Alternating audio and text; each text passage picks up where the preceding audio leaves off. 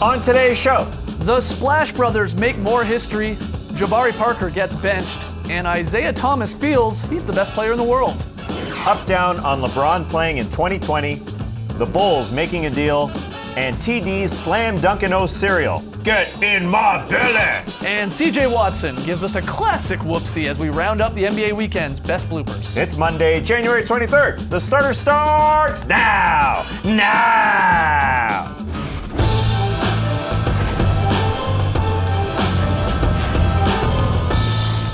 Good evening, sweet world, and welcome to The Starters. Whether you're listening to the podcast, joining us live right now on NBA TV, or later on YouTube, we're very happy to have you. I'm J.E. Skeets, and alongside me, as always, that's Tass Mellis. My throat hurts from saying now so many times. To his right, the international man of mystery, taking it to the max, Lee Ellis. Friend. Minnie. Lily, and last, certainly not least, over there, it's the little beard. It's Trey Kirby. Hey-o! Hey-yo! TK, what you got, man? Well, I'm here at the internet looking for your best tweets at hashtag the starters. And guys, the Philadelphia 76ers are balling right now, winning 6 of their last 8, and no one in the league is having more fun than Joel Embiid. And no one's having more fun online than Sixers fans who have celebrated this hot streak in a most peculiar way by raising their cats to the sky and tweeting out hashtag #RaiseTheCat. It all started because Ben Simmons was showing off his cats on Instagram, and Sixers fans really just ran with it, which brings us to today's question, which actually comes from @DaddyKleinBucks on Twitter, who asks, what animals should other teams raise to celebrate a victory? And since Andre Drummond's nickname is the Big Penguin, I'd like to see Pistons fans start tweeting out hashtag pick up a penguin anytime their team wins. Might be hard to find a real penguin, but trust me, there are stuffed penguins out there. I've seen them. Nonetheless, we want to hear from you, so let us know on Twitter, what animals should other teams raise to celebrate a victory? Send us your best tweets to hashtag the starters, and we'll hear from you later. All right, can't wait to see those answers. Especially if you got a penguin hookup. That's right. Okay. Let me know. Fun show tonight. We got the up-down report. We've got a whole bunch of weekend whoopsies, and we may have as many wedgies to take you through. It was a good weekend for Can we get wedgies. straight to them right now? Straight to the wedges? No, we'll save it. All right, but first, let's play a little Is This News? Trey's rounded up some recent NBA headlines. He's going to pitch them to us, and we'll determine whether or not they're actually newsworthy. Trey, first headline. All right, our first headline comes from the AP, and it reads, Curry, Thompson each hit 7 threes. Warriors pull away from Magic. Is this news? Yeah, they played on a Sunday at 12 Eastern. That's 9 Pacific time. They played the That's Magic. early. Time Oh, no, news. that's early. 9 for a basketball player. Yeah, that's no, that is true. Draymond Green said his bus came at 9:30 to pick him up. That's 6:30 Pacific time. They haven't played that early. They haven't played that early a game in 20 years. Yeah, that is wild. But that's not the news. Probably a different team, though, back then and 20 years ago. Yeah, that's 100% true. The news is this Warriors team is streaking into the second half Right. of the season, that they're on pace for 70 wins, that they're first in offense and first in defense. I mean, we all expected them, obviously, to get better, but not to be this great this soon. Considering that they didn't have their normal preparation, Steph and Clay went 14 for 22 from downtown. So They should play more early games, exactly, is what it sounds like to exactly. me. Like sometimes it's like maybe that preparation is too much. Just get out there and play and just let your natural game take over. But you're right. The Warriors right now have really found their groove, especially on the defensive end, because early on their defense was lacking compared to last year.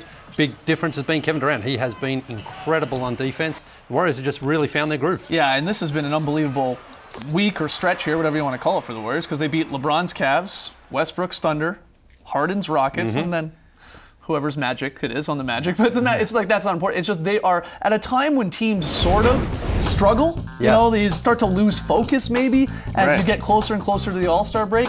They're doing the exact opposite, and they're playing their best basketball of the season. And you pointed out Durant, obviously been unbelievable. He's going to be in an MVP running. I think what Curry's been doing in the month of January is fantastic, because we were talking for months, well, maybe he's not shooting enough, he's not involved enough. He is putting up numbers, his usage rate in terms of January, to what he was doing in that MVP season last year. And those stats coming from James Herbert at CBS Sports. So that's a good sign that Curry's just a little more involved. And maybe it helps that Curry and Durant are playing more minutes there together. They're trying that out. So this is unbelievable. Again, they're on pace for 70 wins again. Yeah, which is bonkers. Yeah, the question was, would they go for 70 wins when they Right. entered this season? But it's almost like they're just going to hit it by default Yeah. because they're winning basketball Yeah. games. They're not going to have to try to go for it. They've just somehow got this good this quick. And we mentioned the Curry and Clay numbers, which have never been done before. A pair of guys have never hit 7 in the same game more than once. Right. We're talking about the best shooting Yeah. duo in the history of the league, right? Which is kind of weird that it's only happened once before for those two guys. You would have figured Yeah. it just would have happened. They've played basically the fine. whole But that's careers how good together. they are. They Yeah. make 7 made threes in a game Yeah. now sound low. Yes, and not only exactly. them, I guess the way the NBA is played now, Yeah. because Yeah. we have so many great shooters, but like, I remember when we would go bonkers for 7. Yeah, like- years yeah. ago we would think that's unreal, and now 7, it's almost normal for guys as good as they are. And one thing to point out about their defense, they're great at the rim. Obviously, they've got the number 1 ranked defense, but they're actually the best team guarding the perimeter Right, as well. right. Lowest opponent 3-point shooting percentage, which is great. Obviously, that's what you want to do. 31.6 opponent shoot. That's almost 2% better than the next team. That's incredible. I know those are just a bunch of numbers, but that is a great thing for this team going into the playoffs. All right, Trey, next headline. All right, our next headline comes from ESPN, and it reads, Bucks Jabari Parker comes off bench as punishment. Is this news? Well, this is news. This is news because these players-only meetings happen pretty much every year. Several teams have them. And what do we expect happens in them? A bit of shouting, a bit of name-calling, a bit of pointing out, but it's supposed to stay indoors and no one's supposed to know about it. In the locker room. Jabari was asked about it. He just said that he spoke up. Other guys kind of thrashed him, I think is the words he used. Yeah.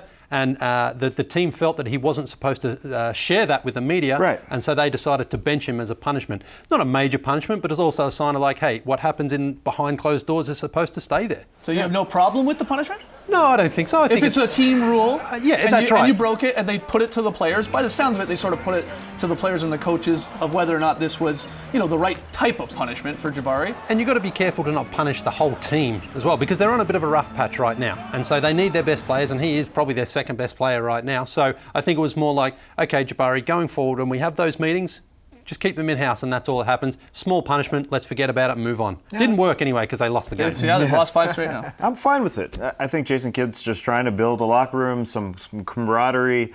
And Jason Kidd has been known to do this with his guys. He sat Giannis Antetokounmpo a couple of years ago for no particular reason. He didn't tell anybody. He didn't want to let anyone know. This is April 2015.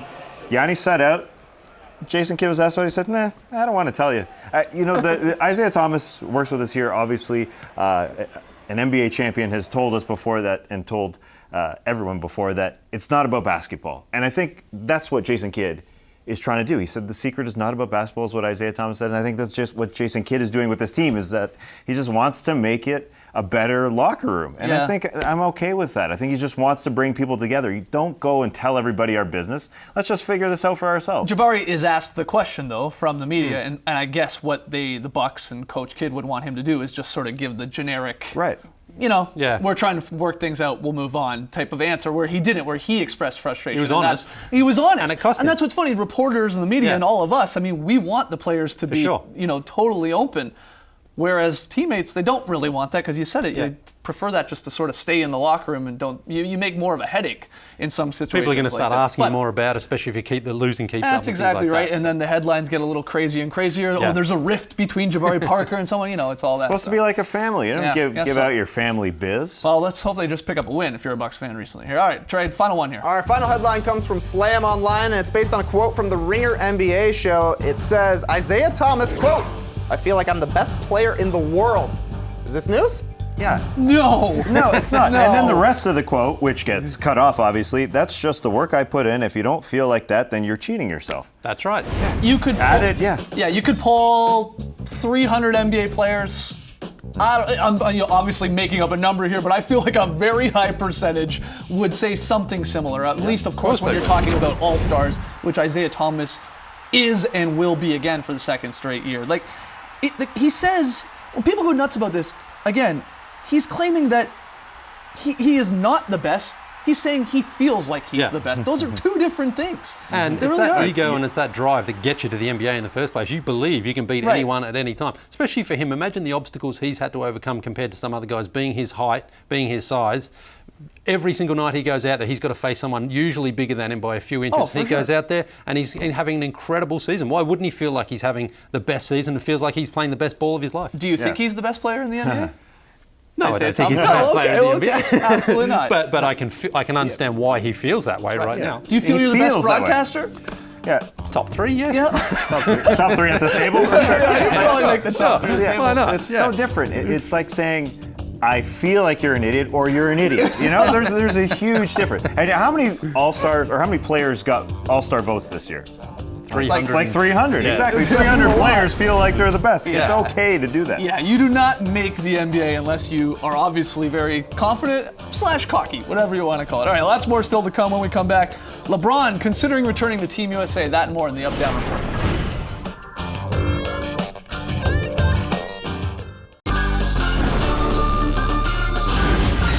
Back with the starters, right into the Up Down Report, where the four of us figure out where we stand on some hot button NBA topics. Ask you to do the same along on Twitter, hashtag the starters, thumbs up, thumbs down. First one, guys, the King might make another run at Olympic gold, and it's all because of Greg Popovich. LeBron said that Pop taking over as coach of the U.S. team will influence his decision on whether to play in the 2020 Tokyo Games. It factors a lot, Bron said. He's just a great mastermind of the game of basketball. So, are you up or down on LeBron possibly returning to the U.S. Olympic team? Oh, yeah. Yeah, it's tough to be thumbs down on this one. Yeah, there's always a legend spot on Team USA. In 2008, it was Jason Kidd. In 2012, it was Kobe. Last summer, it was Carmelo. LeBron will be 35 in the summer of 2020. He probably won't even shoot if he's out there on the court. He'll just average 15 assists per game. It'll be fun to watch. He's one of the few guys I feel who can sort of make this decision just closer to the time. He's earned it. He's been to 3 Olympics, won 2 gold medals, one of the greatest players I've ever seen. And any time you get a guy like that who can show his skills to a worldwide stage even more so, I think it's great. Yeah, and he will make an impact if he's out there. And he's managing his body better than he ever has before. No one can say he's coasting this year like they have in years past, right? He doesn't have to take that 2-week vacation.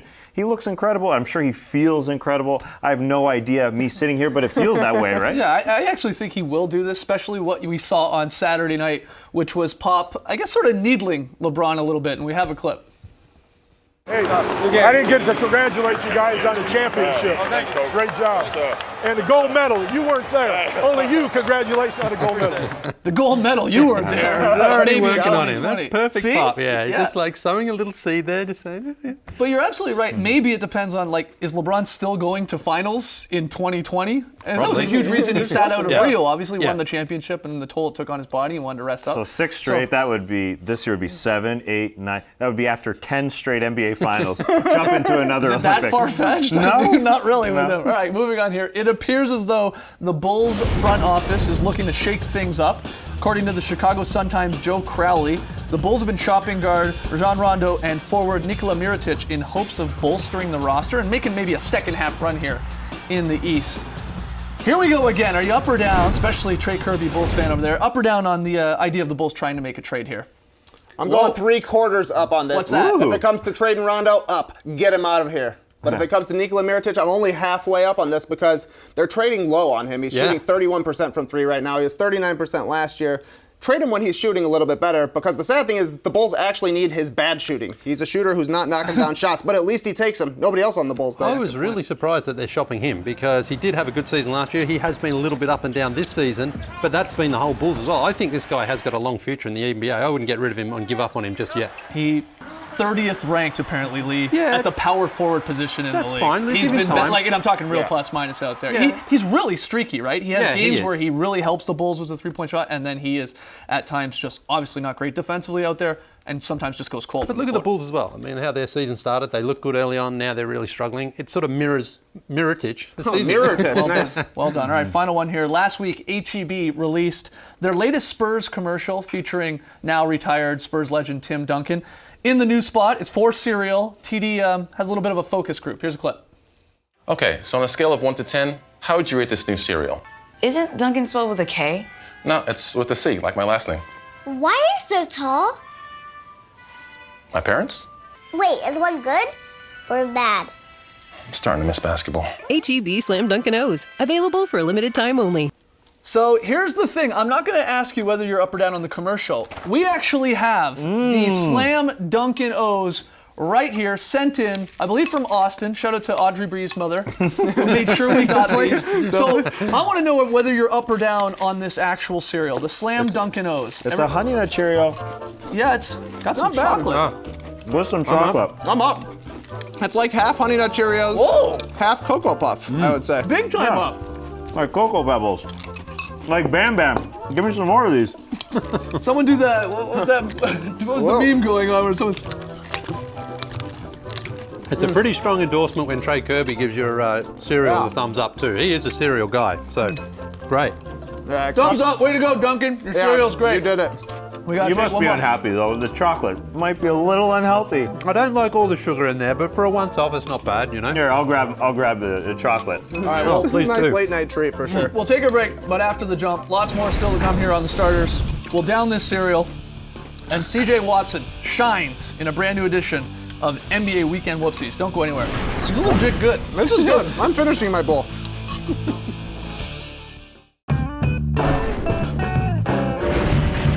Back with the starters, Sixers fans are raising their cats after Sixers victories. We asked you, what other animals should other teams raise to celebrate a victory? You hit us up on Twitter, #starters. Trey can't stop eating cereal though, so I don't know how we're gonna do this. Patrick Lacey says, #hold a hornet. This could get the Hornets in trouble, but it will show who the true fans are. I like that. Just grab a hornet. Vincenzo says, Orlando fans should post pics of bunnies from hats. It's magic. Yeah. Brilliant. And Jack says the Spurs should pick up bats. Just keep Manu away from them. #bats don't like Manu. That's very true. Good call. You're loving that cereal, eh? The Dunkin' O's? Raise your cereal. Oh, he chugs the milk. It's always chugging on this show. Excellent. All right, let's get to some weekend whoopsies. I got a flight tonight, gotta eat. Big old batch of NBA bloopers. Wouldn't want to sit beside you, Trey. Classic whoopsie to start. Miles Turner, right out of bounds. Guy in sorta- the front row gets a nice pass though. He sort of no looks it too. to Maybe he nobody. should've looked. Try looking, yeah, exactly. Same game. Glenn Robinson III is gonna botch the alley-oop here. Oh, That was a weird one. yeah. He sort of second guesses himself in the air and then slips and turnover. Speaking of weird, James Worthy in the studio for the Lakers before the game. He's getting everybody jacked. Yeah. Oh, he's going side to side. He's playing deep. Here we go, James. Weird defense dancing. Doing the lateral duck walk. Hey. Very strange. Hey. Oh, Wow, legs he's up. having a great time. We got Bulls Hawks here. Denzel Valentine on the break. Airballs the layup, catches it. And in the NBA, maybe not your rec league game. That's a travel. That's a travel. You can't do that, Chiefs. Joel Embiid, he's doing it all these days, including playing point guard. The pass to the corner for three. No, look, he's already complaining. He's already got that NBA skill down. It's your fault. Where are you, Ersan? Yeah, Usually come on. rookies don't know that already, but he's figured it out. Yeah. Pretty smart. End of Kings Bulls. Wade, big steal. He's on the break. He's gonna dunk it home, isn't he? No. But there's a call on the play. DeMarcus Cousins called for a foul, but don't worry, guys. Cousins handled the phantom call well after the game. Incredible job by the referee crew tonight. I don't have a complaint in the world. I think they should get more recognition on how well they ref these games. I don't think they get the credit they deserve. So kudos to them and I applaud. Oh, the sarcastic clap. Watch Nikola Jokic's arm get hammered by DeAndre Jordan. The rare elbow punch. The slow-mo here. Next thing, Nikola Jokic's got to work on a little definition in those arms. Richard Jefferson was mic'd up for Saturday night Spurs-Cavs game, and he didn't disappoint. I might go between my legs right now. I'll go between my legs and dunk that shit. Never done it before in my life. All right, here we go. Go get it, RJ. Wait. Good layup, though. That's a dad joke there. Beautiful. Shumpert didn't sound or feel too impressed with that either. He's like, screw your legs, big deal, man. CJ Watson, not so good here. No. At least he didn't fall over like Sam Decker. It's true. Right? Good point. Look on the bright side of things. Eric Bledsoe was on fire against the Raptors on Sunday. So much so, in fact, that the ball was just literally slipping out of his hand and going in here. He had a good laugh. He's like, that just actually fell out of my hand. But went in. 2 points. Baby Niguer of the Raptors, watch. Earlier this month on the left here, drops his shorts to tuck it in during a free throw. It worked. Then last night, as he's starting the game behind Devin Booker here, does the same thing. Except he's got black tights, I guess, this time. He switched it up. Yeah, switched up. But he's a professional. He comes in tucked in. That's right. Sticking with this game. He's untucked. Rough night. It was a rough night for Brandon Knight. He got popped in the head there by Lowry. You're out of here, Kyle. Flagrant 2. And then, when Knight goes to the line for the technical, he gets popped in the chest, sort of neck there. Suns rookies Marquise Chris. A beautiful dunk. How's that a whoopsie? And wow, look at that. Look at that dismount. We're gonna roll right out of whoopsies with this one. Yeah, that's nice. Smooth. Top 10 play and a whoopsie all in one. Great Some stuff. great news here. What's that? We had a lot of wedgies. Yeah. Yeah, baby! We had 4 wedgies this weekend. Over 3 nights of basketball. It's incredible. Starting on Friday night. All right. Luis Scola. Great to say that name again. Sticks it. Number 22. Oh, yeah. That is That's a number soft one. 22 on the season. Yep. Here comes Wesley Matthews. Overtime. Number 23. Oh, yeah. Sticks it as well. Oh, yeah. Good one. We're rolling here. All right. 2 on Friday night. Saturday night, Isaiah Thomas. Sticks one. 24. He said this was the best wedgie of the season, apparently. It feels like it was. And on Sunday, DeMar DeRozan. Number 25. Ooh, and 4 wedgie. wedgies. 3 nights. He was fouled, though. Does that count?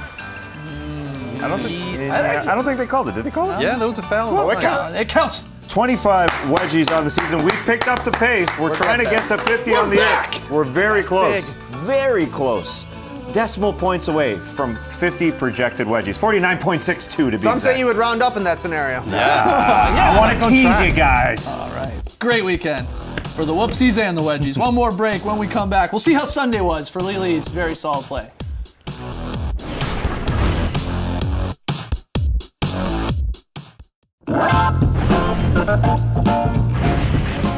Friday nights, pick and play results. It was the Hornets and the Raptors. Raptors are on a bit of a slide here. Hornets get it done. Huge win for Trey. He Don't is call it a comeback. technically still alive in our pick 'em play because there's a payoff at the end of it. Whoever's in last place at the end of January has to do something either gross or scary or weird like that.